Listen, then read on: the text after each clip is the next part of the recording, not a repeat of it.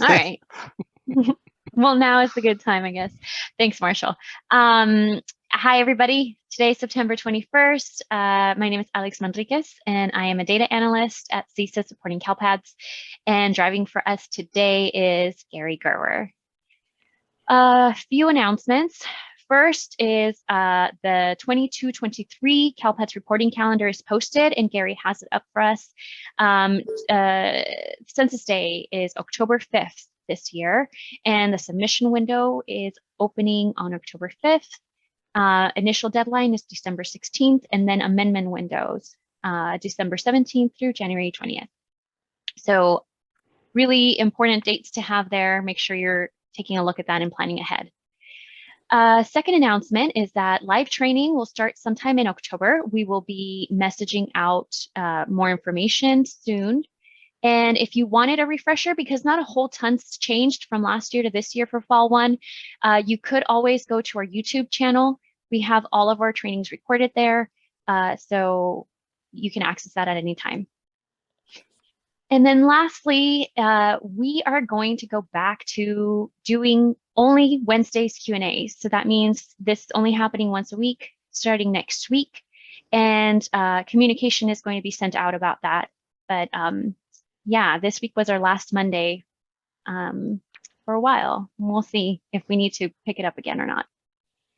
With that, I'm going to pass it on to Martha, Angela, or anyone at CDE for any announcements.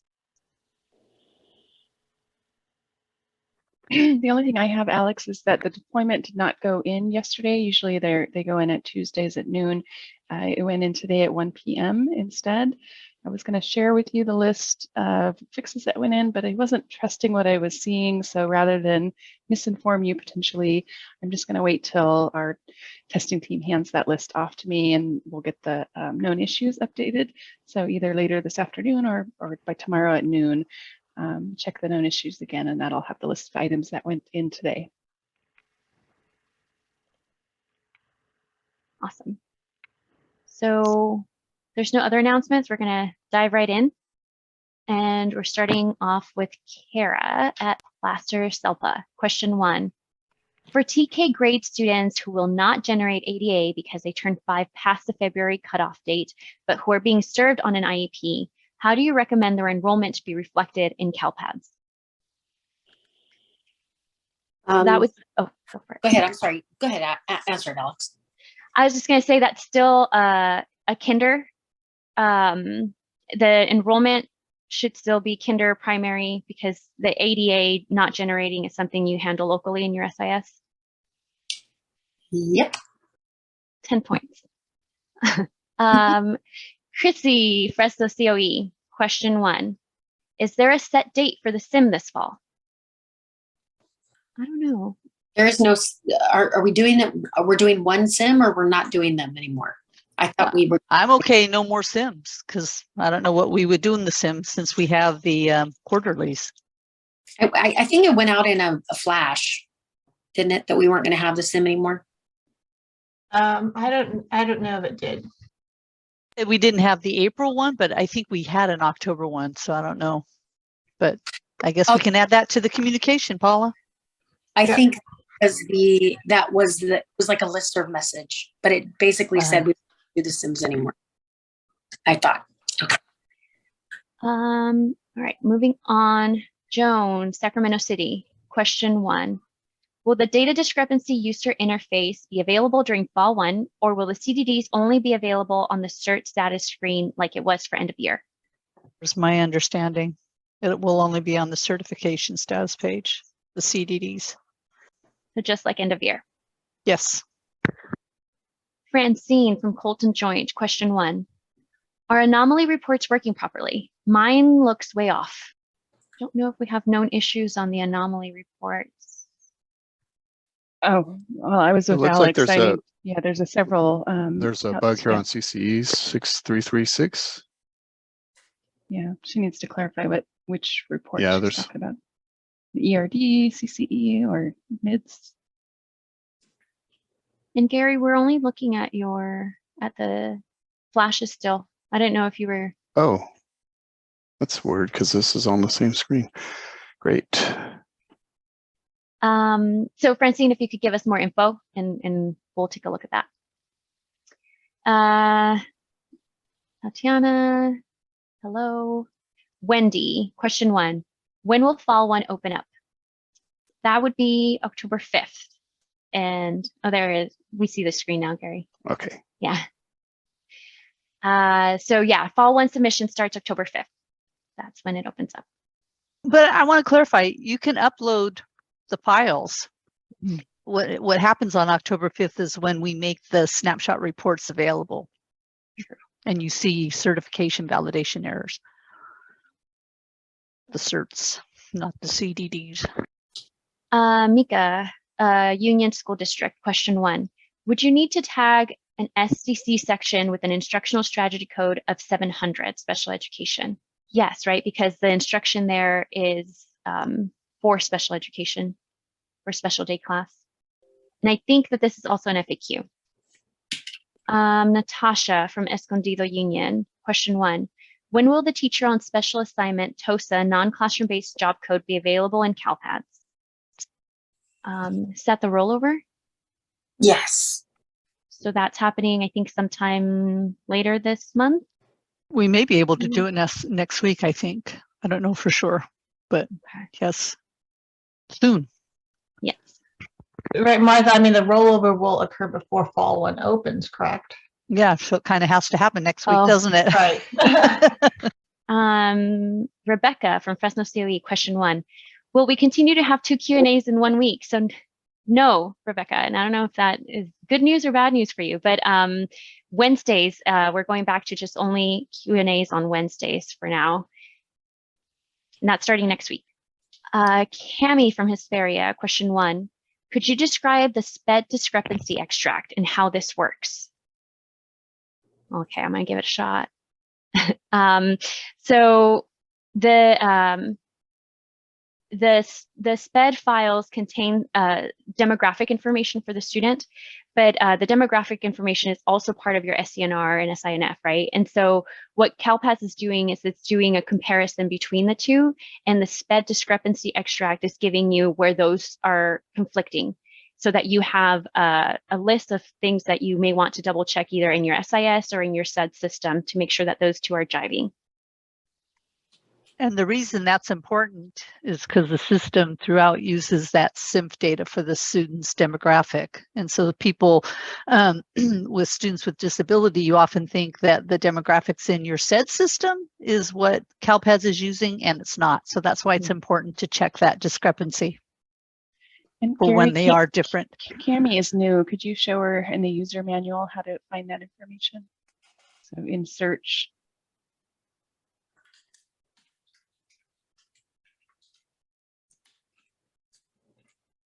And I'll pop that link in the chat for you too, Cami.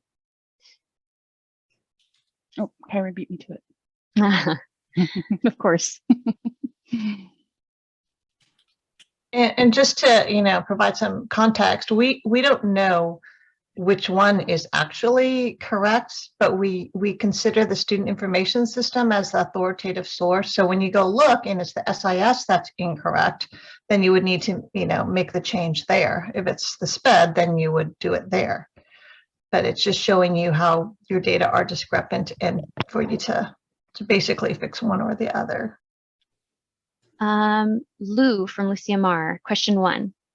It's my first year with a partial CEP district. Is there anything that I need to be aware of when reporting NSLP programs? That flash comes to mind. 221. For CEP schools, you're not allowed to collect National School Lunch Program applications, but they do need 181 and 182 records based on either direct certification or on the alternate income information forms. And that's for your CEP schools. Those alternate income information forms are required to be collected in the first year for any students that are not directly certified. And then those students can retain that same status until the next CEP base year, as long as they may remain continuously enrolled. And then annually for those schools, you'll have to collect the alternate income information form for new students and incoming transfers. So Brandy, I don't know, with the question being a partial CEP district, so I don't know if that means you were just regular NSLP at first and then became a CEP district, but if you've already collected applications for NSLP, you don't need to then collect an alternative household income form if you already have that from families. Does that make sense? I was interpreting some of the schools are and some of the schools aren't. Okay. That's how I Yeah, I didn't know how to interpret that. Okay, that makes sense to interpret it that way. Eva, Saugus Union School, question 1. Hello, we recently had a teacher restrain a gen ed kindergartner at one of our sites, and one of the ladies in our SST department was asking if we have to report it in our SIS and CALPADS. Then she asked, my question is it required by law to report this in CALPADS? Is this type of behavior special to record versus other behavior? So do you report restraint for gen ed students? And the answer is yes. You're required by law, by state statute, to report any incidents of restraint, even if it wasn't due to a violation of ed code. Mary Masters, question 1. Does anyone know if there is a SINF reconciliation between CALPADS and Aries? So if there's any Aries users out there, can answer that question. Cami has a follow-up, says we're looking for a way to help prevent the CERT 123 error for new students enrolling in the district. So that's where she was asking about the SPED discrepancy extract, I believe. Oh, and Robin is answering Mary, saying that there isn't a SINF reconciliation between CALPADS and Aries. So, Asia, question 1. Are there plans for Fall 1 CALPADS redesign? No. The redesign happened. And it started with EOY, and it will continue. So the redesign was to change the way files get posted. So no more partial posting. If there's certain validations that run on input, and if you fail those, then the whole file gets rejected. So that's going to continue on throughout CALPADS from here on forward. There's no more redesigning of that at this point. Tracy from Richland School District, question 1. On our 4.4 report, is race no longer reported and only Hispanic? We are seeing not reported for our Hispanic equals to no. Is this correct? 4.4 staff profile list.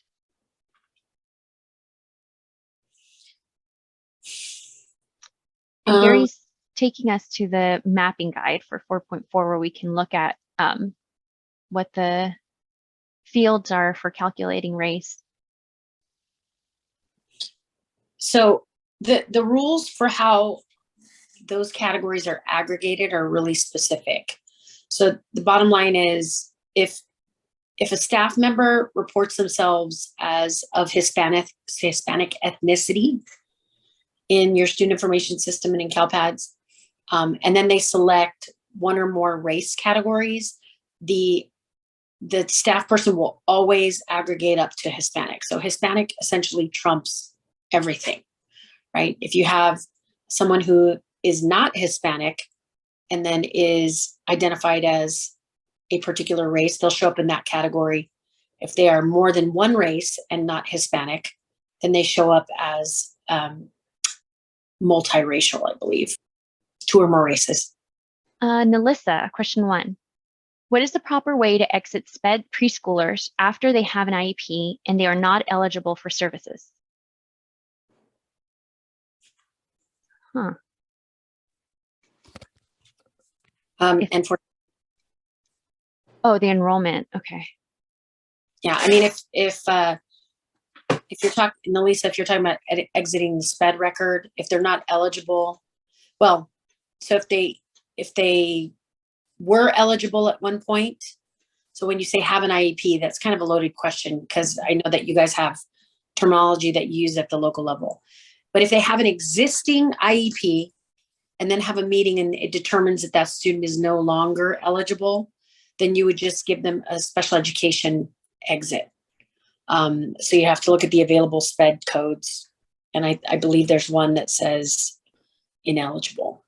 Yeah, that's correct, Brandy. It's specifically code 17, no longer eligible if you have an IEP existing, just like what you said.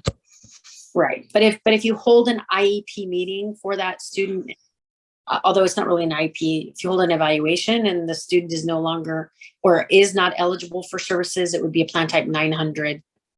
So that is for initial evaluation. That's correct. Right.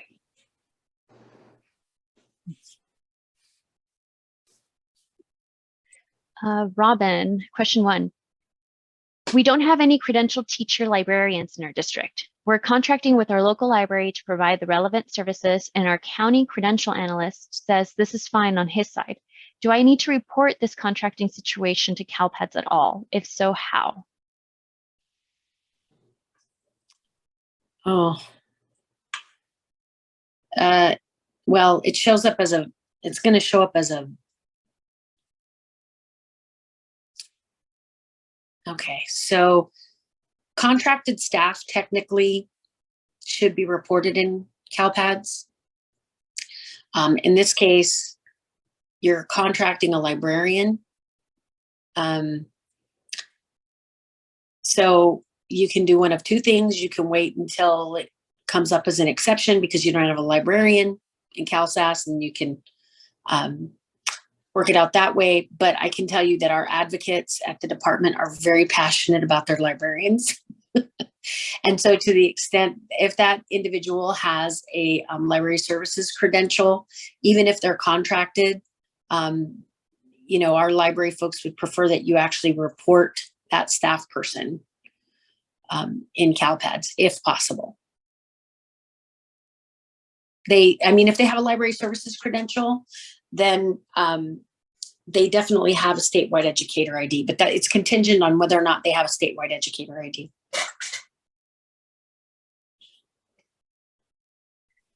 Barbara from Pacifica, question 1.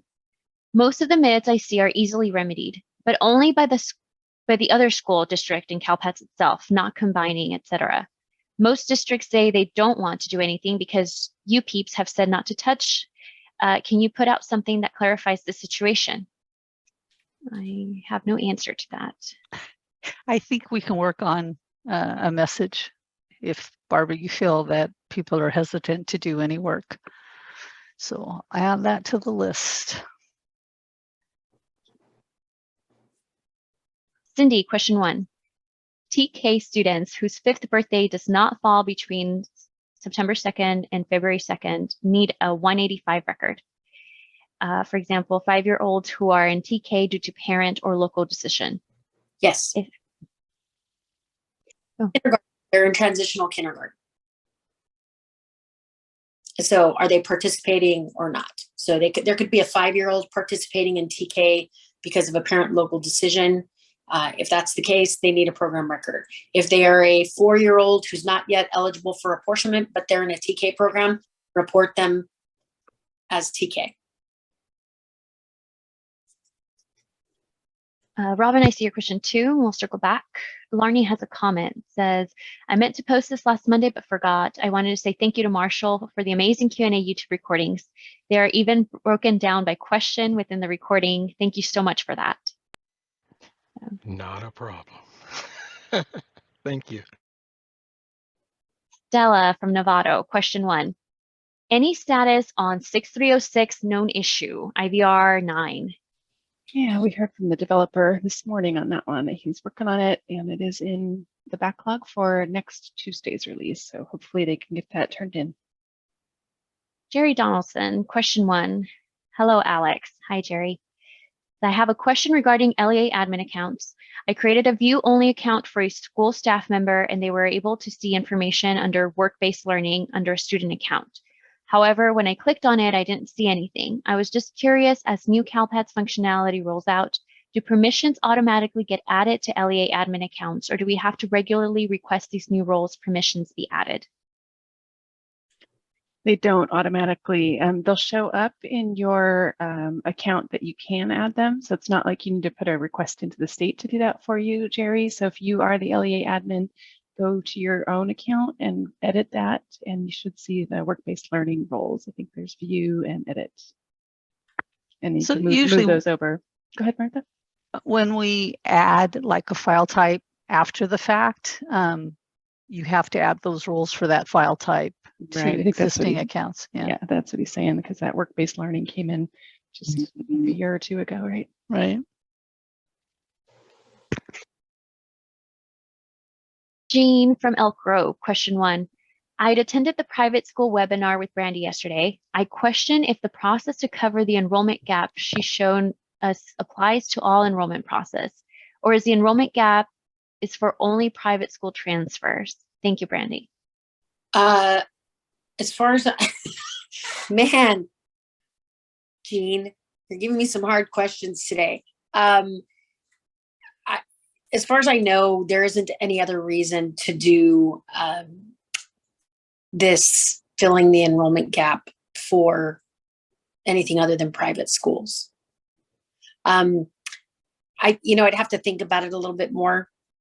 I guess if a student is transferring to another California public school district and they exit prior to census day and they re-enroll after census day, I think, yeah, that's really interesting.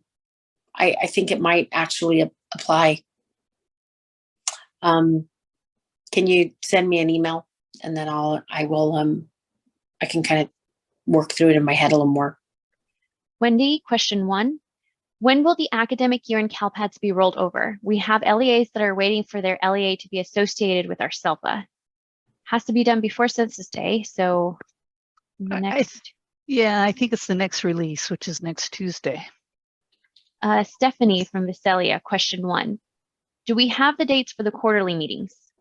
Yes, they're in the PowerPoint that was in the quarterly updates from. They're up on your website too, Brandy. I put the link in the chat. Oh, right on. They are? Oh. I just don't have the registration. Not the registration, just the dates that they're going to be held. Right. Awesome. Jamie, question 1. I created a new SSID for a student and now I cannot find them even though it says it was successful. Is there an SSID bug? No. What I usually do when I get tickets like this is if you go to the SSID extract, you can use the dates that overlap the enrollment, first of all, when you're generating the SSID extract, and then search by local ID. And that would usually, it's worked for me where the local ID search will give me the SSID I was looking for. Just add, yeah, there is no bug on it, but it does behave a little strangely. And like you said, it doesn't always point you in the right direction. So if you do end up putting in a service tech desk ticket, it's really critical that we get the job ID with that. Otherwise, we won't be able to help. So just make sure you find that job ID from the view submission status screen and include that in the ticket. I've answered a few. Oh, I'm sorry. Go I was ahead, going to Angela. say, but try Alex's trick first. So request the extract and search by local ID. And another thing I found is if it posted and you don't know what it is, I've gone to search by enrollment and put the information in there, and then just look through the list of kids alphabetically because you know their name. And if it went well, you'll find the SSID number there as well.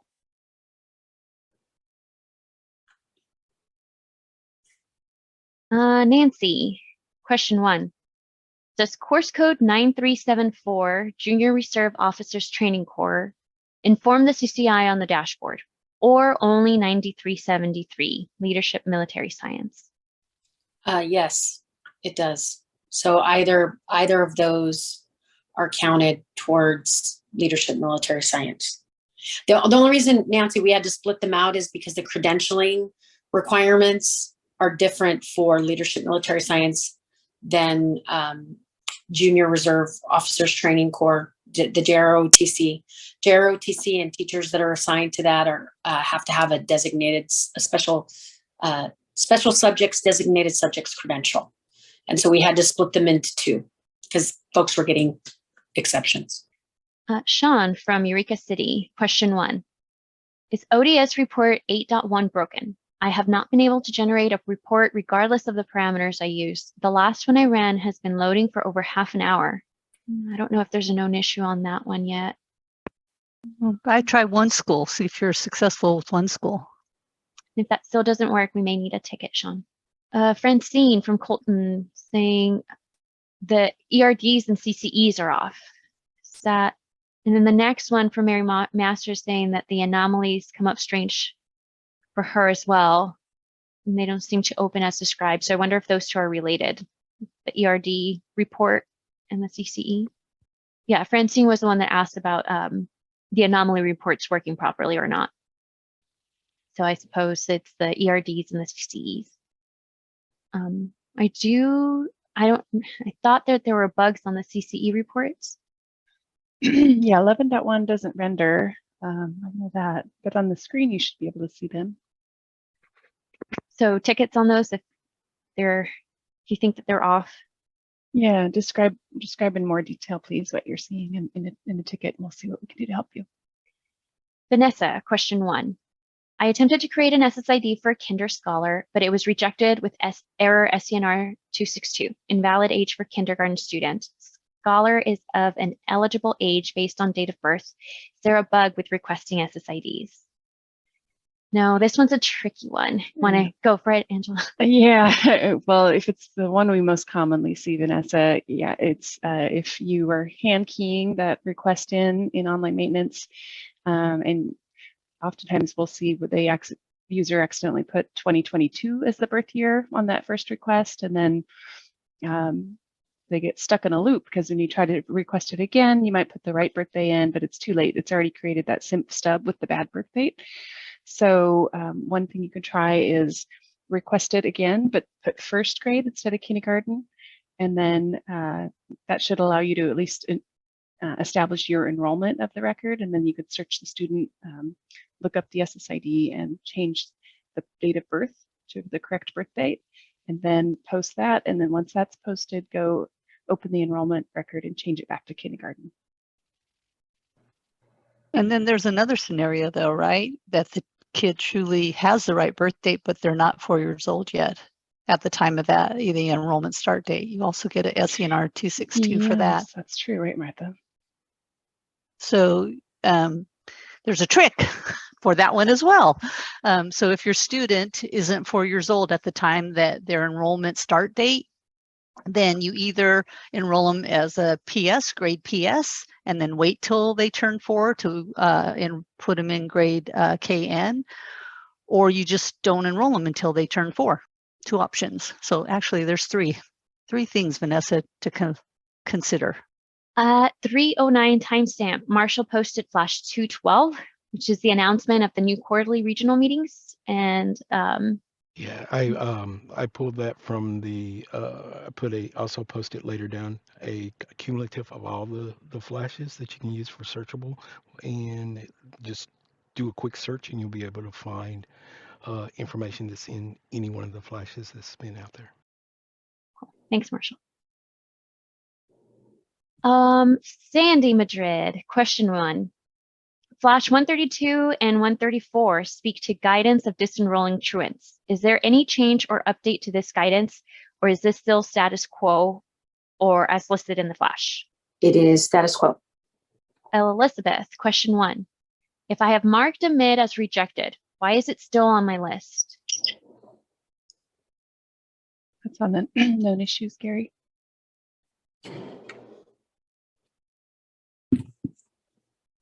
Search for mid. Rejected. Oh. Looks like that one might be coming in today's fix. Yay. At 311 timestamp, Kyron posted the link to the SPED discrepancy extract on our user manual. Sean, I have your question 2 written down. We'll circle back. At 311, also Angela posted the SPED discrepancy link. So 2 options to go there. Shayna, question 1. Referring to flash 223, that said the data discrepancy UI should be available prior to the opening of Fall 1, and the question above from Joanne that was just answered about CDDs only being available on the certification screen. Are there still plans to roll out the data discrepancy UI? This is Paula. Yeah, I mean, I think the hope was that the DD screens would be available. However, with end of year kind of running late, we kind of are right like 2 weeks away from fall 1 submission, and the DD screens weren't quite ready. So we are going to be opening up fall 1. And I noticed some listserv chatter that there seemed to be confusion from Monday's Q&A on this.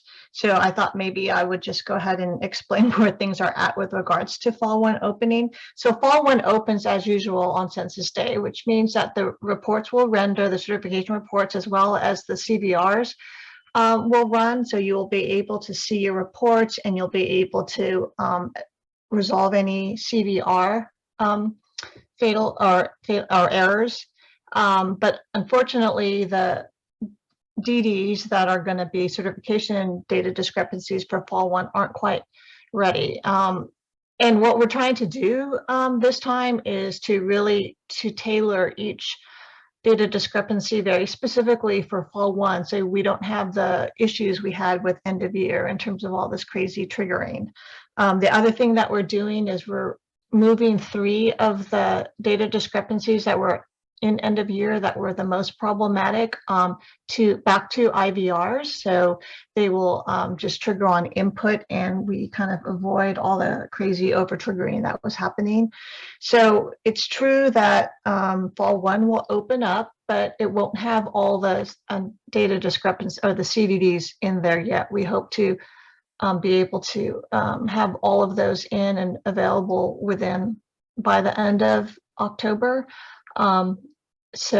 And when that happens, we're going to open fall 1 with the certification button not enabled. And so hopefully by the end of October, we'll be able to enable the certification button and go forward as we hope. So we're really sad that fall 1 is kind of not opening complete, but the extra time I think will help when it does open up, that we're not going to have quite the problems that we had with the end of year data discrepancies.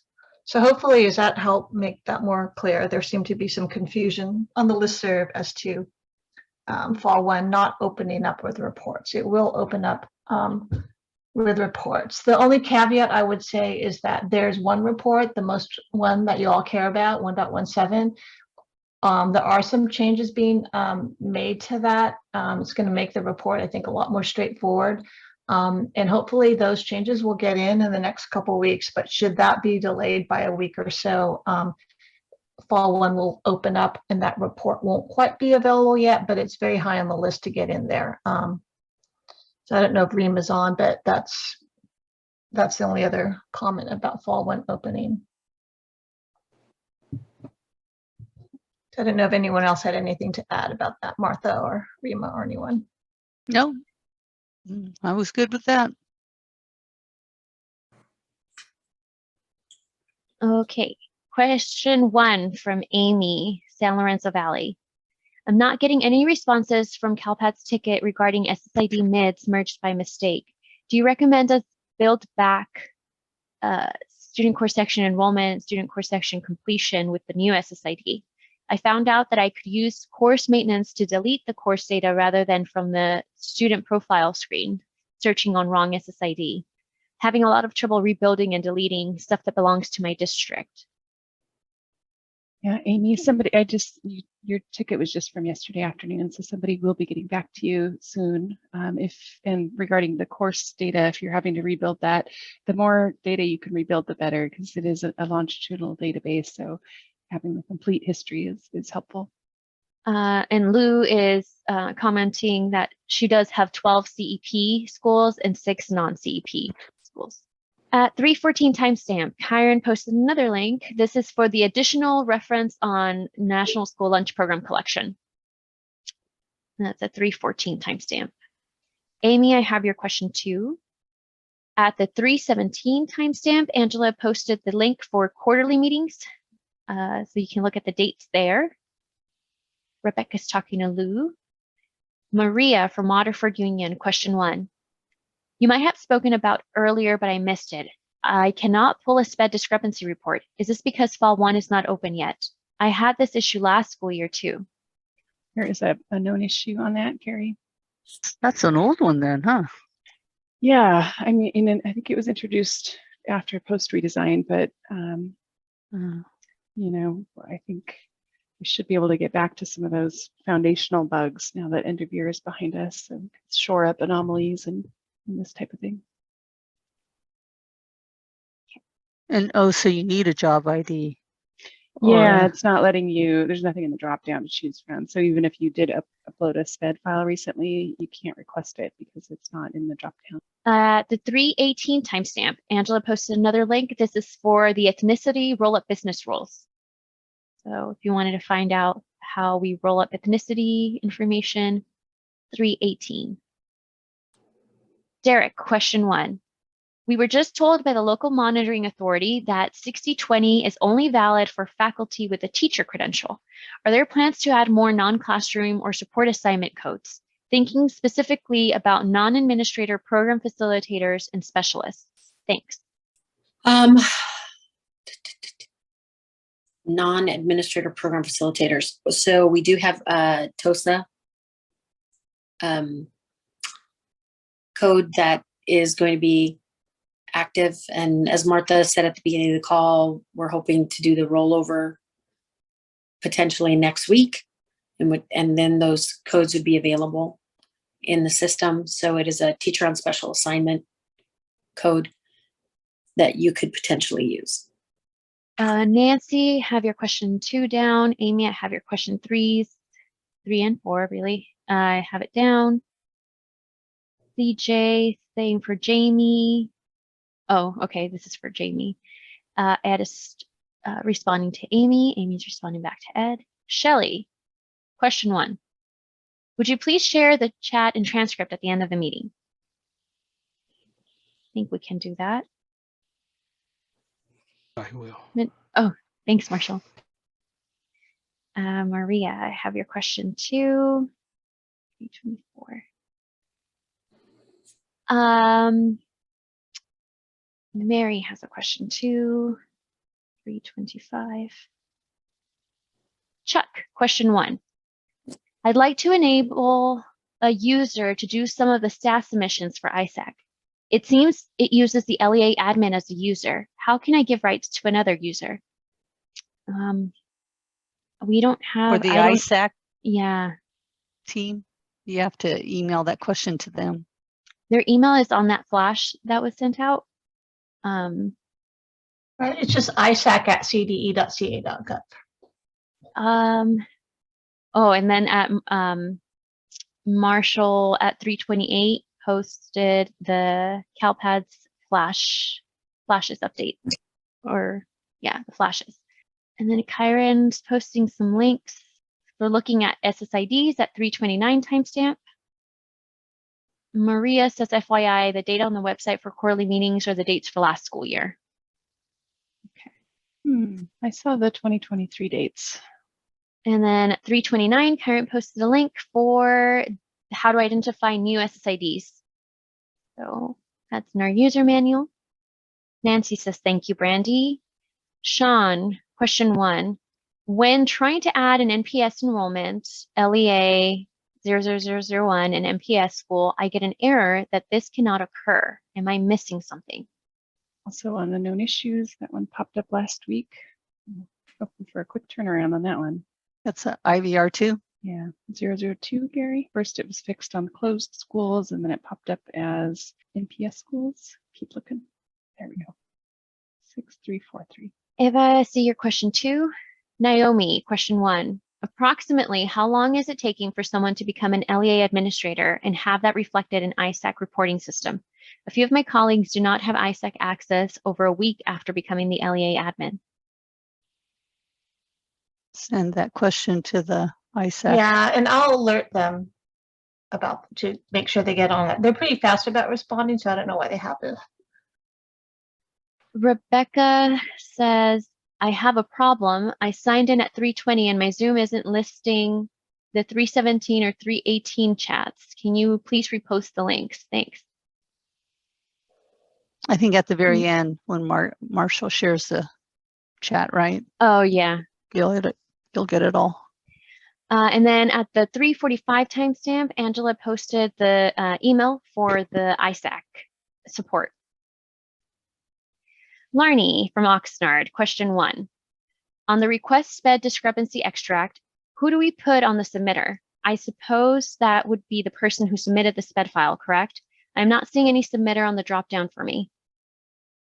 I think that may be related to the bug we have. Yes, I think so too.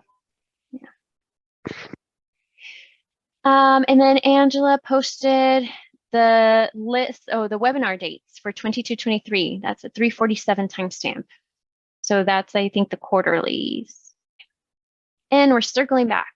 Question 2 is and above, and we're going to start with Robin at 3:05. 3:05, Robin Wall. Question 2. We have independent contractors, speech pathologists who aren't district employees. Do those need to be reported for fall 2? I believe the answer is yes. So it's dependent on whether or not they have statewide educator IDs. I know a lot of speech and language pathologists may not have, they have the certification, but they may not have any documents through the Commission on Teacher Credentialing. So you can report them if they have a seat. The other thing is they should be reported as non-classroom based or support assignments. So under pupil services, they cannot be reported as teaching assignments. 3:11 timestamp. Sean, question 2. Why is N430 showing up as an exit code in online maintenance? We have a lot of retired codes showing up in online maintenance. Is it showing up as a value that you can use, or is it showing up on a student's historical record? Or if it's part of the drop down, it's for, people making historical changes. 3:17 timestamp. Amy, question 2. It seems that we need to delete the SENR manually and not allowed to just edit the school of attendance, even though that field is not grayed out. I think the school of attendance is the primary field, right? Like a primary key, you mean? Yeah, sorry, primary key. I believe so. And you would find that in the CFS, right? Correct. So yes, Amy, I guess to answer your question, if you have a student that was enrolled in the incorrect school or you need to change it, you would need to create a new record, remove the incorrect one and create a new one. I'm not sure why it's not grayed out though. I mean, if you can't edit it, you would think that it would be grayed out.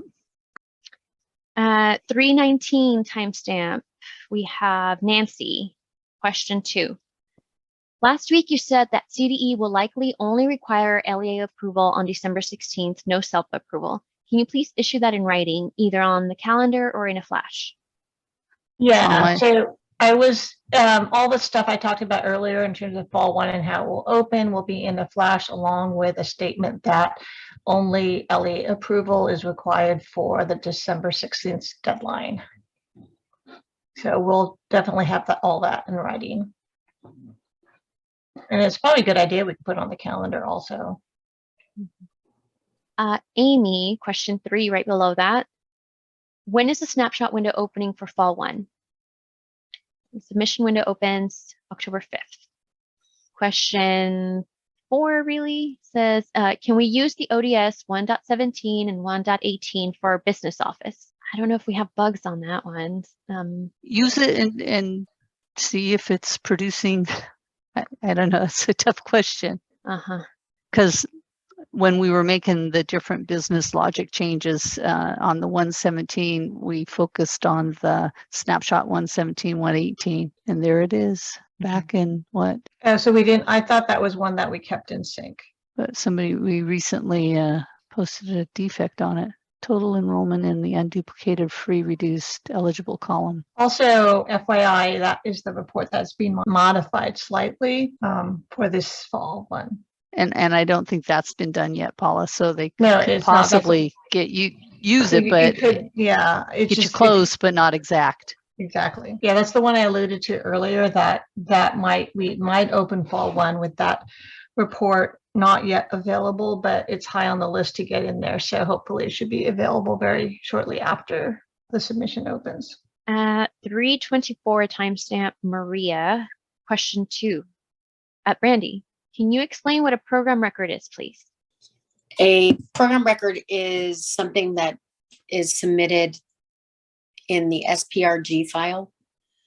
So generally it's locally tracked in your student information system in the student program section. And I'm assuming this is related to the NSLP data, but in order to report a student's eligibility for free and reduced price meal programs in your student information system, you would create a student program for either free or reduced price meals. And those are codes 181 and 182 respectively.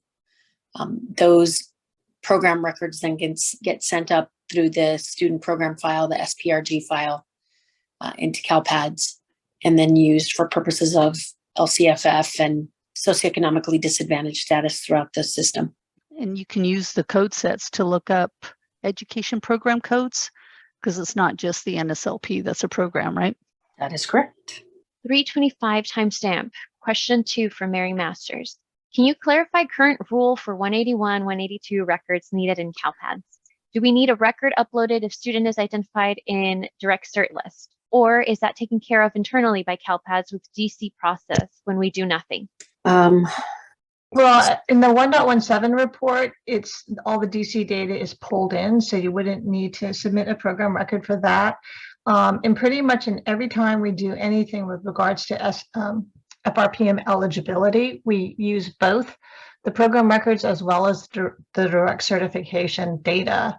So, you know, when we originally did the direct cert statewide match, the idea was we didn't want to make LEAs have to submit program records that they didn't need to submit program records for. But I know that business practice-wise, some LEAs do that for their directly certified statewide students. If you have a directly certified student based on a local match, you would have to submit a 181 or 182 record for those students. But for the statewide match, you don't have to. I mean, you can if you want to, but there's no particular reason you need to. But there would be no price for local direct certification. Right, so those you would definitely need to do the 181. Not 182 is what I'm saying. Oh, Local- 181. Okay, I'm sorry. At the 3:37 timestamp, Ava, question 2. Is there a specific order that the Fall 1 data needs to be uploaded? For example, SENR, SINF, SPRG, and SELA. Sorry, this is my first year working with CALPADS. So for sure, SENR should be first because that establishes ownership for your LEA. It is recommended that you follow that order of uploads, but it's not necessary anymore after the redesign. And I don't think even before that, they were dependent on each other. So long as the SENR is posted first, the rest are okay to go. I would suggest if you're new, of course, Alex said you're required to submit the SENR, but then because of testing, you want to make sure that you get the demographic record submitted and then the student's English language acquisition status. I would submit the program last just because it's less dependent on it outside of CALPADS.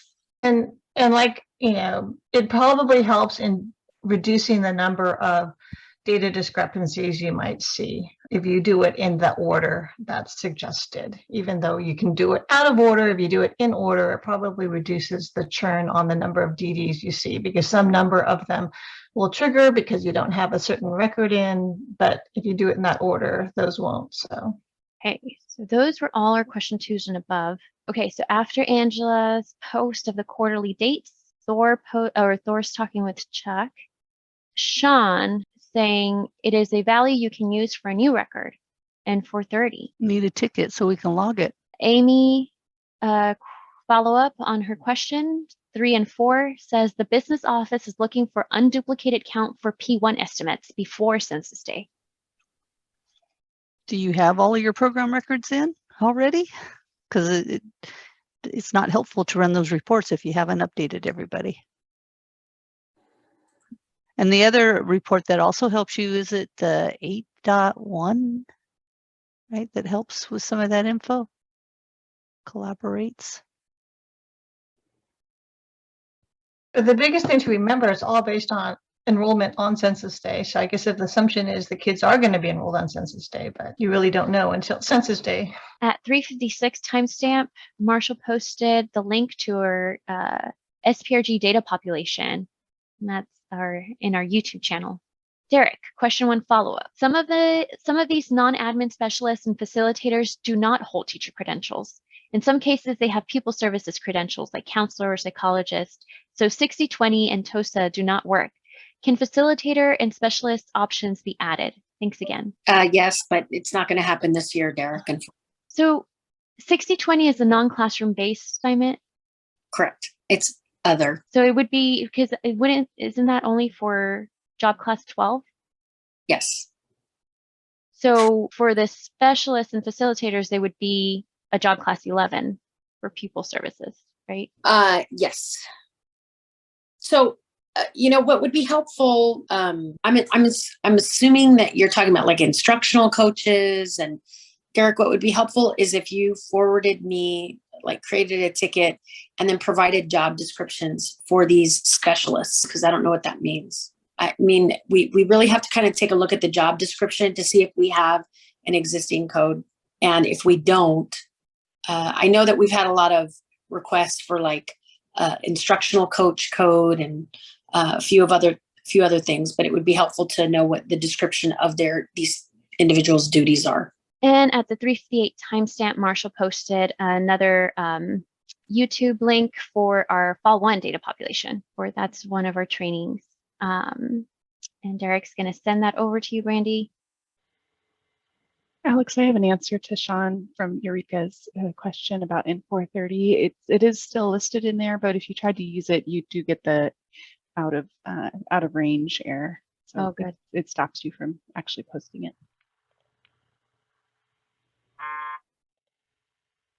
Is that the buzzer? We're out of time. Yeah.